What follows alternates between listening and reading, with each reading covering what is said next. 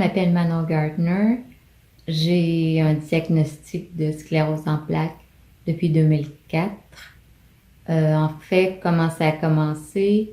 Euh, je prenais des marches, puis je me suis rendu compte que de temps en temps, ma jambe droite ne suivait pas.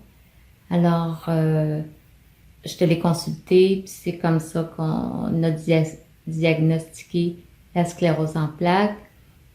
Par la suite, c'était de plus en plus difficile avec les deux jambes, la sensation des pieds qui était plus là, donc j'ai dû avoir une canne.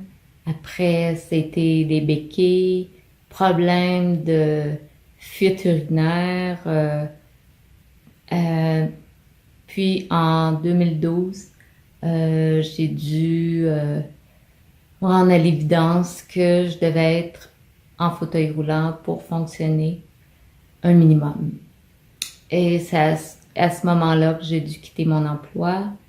Et puis après, c'était la perte de mes membres supérieurs. Et aujourd'hui, en 2018, il me reste à peu près juste le bras gauche que je peux lever. Et j'en suis là. Maintenant, puisque je suis presque quadraplégique, j'ai besoin d'être assistée dans chaque tâche que je dois faire, manger, m'habiller, me vêtir, sortir du lit, aller dans le lit, me laver. Donc, il y a à peu près 2 ans, je m'étais dit que lorsque mon corps ne répondrait plus, je pourrais peut-être aller en Suisse pour mettre fin à mes jours. La Suisse,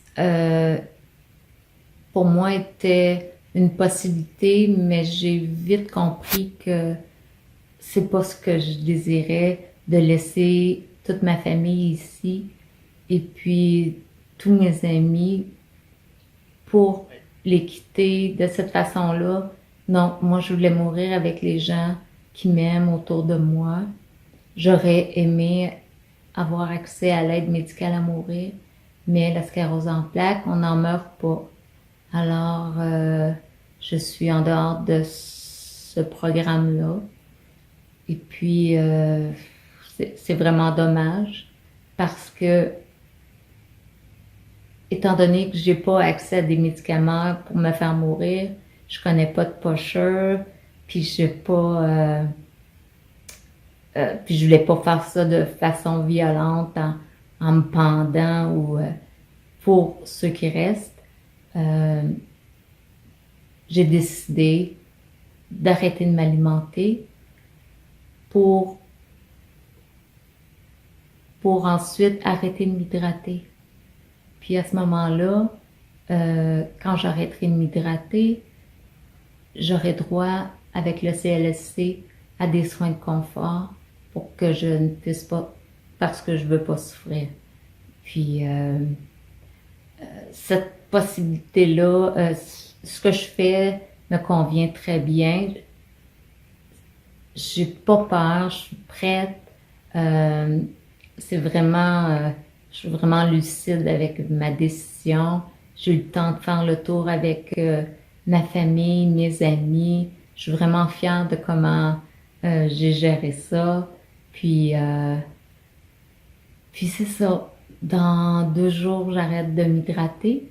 Et puis avec les soins de confort, on m'a dit que probablement je tombais dans un coma. Fait que c'est comme mes adieux à toute ma famille, mais ça va bien aller. Vous vous demandez peut-être pourquoi maintenant, parce que ça fait quand même plus qu'un an que j'y pense, mais maintenant, je n'ai plus aucun intérêt. J'étais mordue de politique, d'actualité. Euh, J'allais sur Internet, je lisais vraiment beaucoup.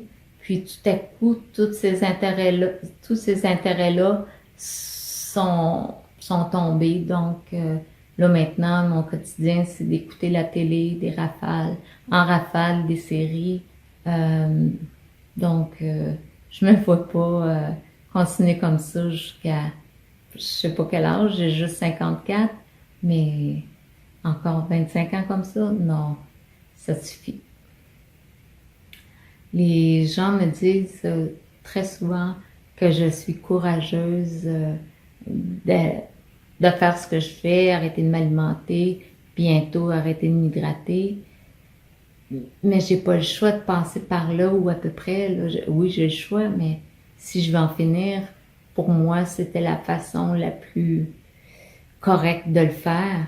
Si le gouvernement avait suivi la Cour suprême sur l'arrêt Carter, euh, il rendait la loi 14 accessible à des gens comme moi, j'aurais pas besoin de faire ça. Qui sont-ils pour nous obliger à vivre?